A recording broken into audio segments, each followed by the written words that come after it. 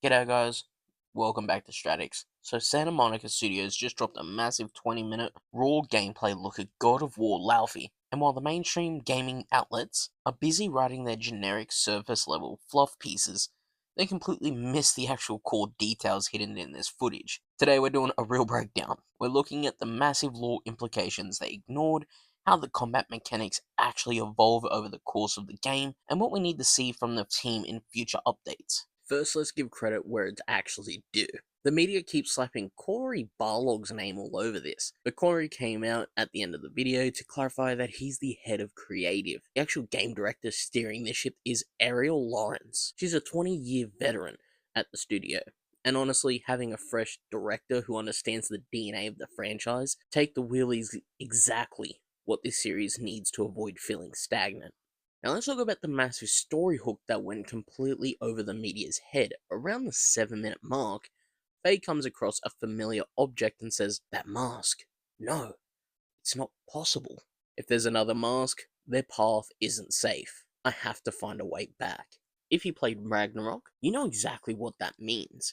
The mysterious ancient mask that Atreus was piecing together is tied directly to this afterlife, the Everywhen. Faye isn't just trying to escape for her own sake. She realizes that whatever is happening to her in death is actively threatening Kratos and Atreus back in the mortal realm. This is a brilliant way to anchor a standalone story while keeping the stakes massive. What I hope to see in future videos, now that we know the mask is back, the next narrative trailer needs to show us how deep this rabbit hole goes. Is this going to connect to the higher reality Atreus was searching for? Sony needs to prove this isn't just cheap fan service and show how Faye's actions in the afterlife directly impact the Norse world.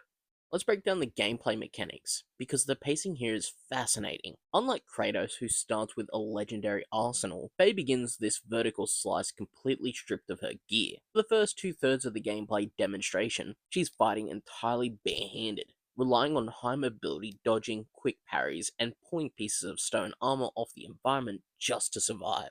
It's only around the 17-minute mark that she actually acquires her primary weapon, and it completely shifts the combat identity. It introduces rapid aerial combos, quick step dashes, and juggling routes that look way closer to character action games like Devil May Cry than the heavy, grounded weight of the previous titles. What's even crazier is that the enemies actively recognize this blade and are terrified of it.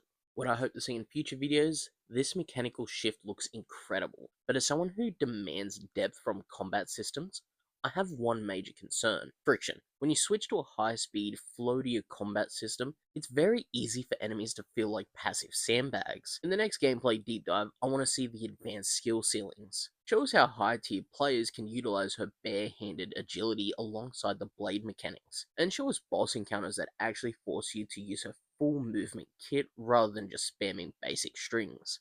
And finally, let's look at the companions, because the dynamic here is completely different from the father-son journey of the last two games. Faye is paired up with Frank and Rue.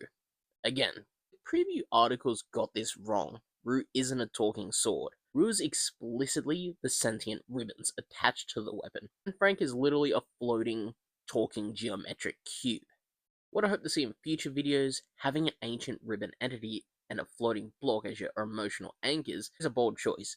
It could easily lean too far into Marvel-style quirky banner, which would completely ruin the tone. In future character showcases, I want to see the serious side of this trio. If they want us to invest in these bizarre entities, they need to show us they have actual depth, lore, and emotional weight, not just comic relief punchlines.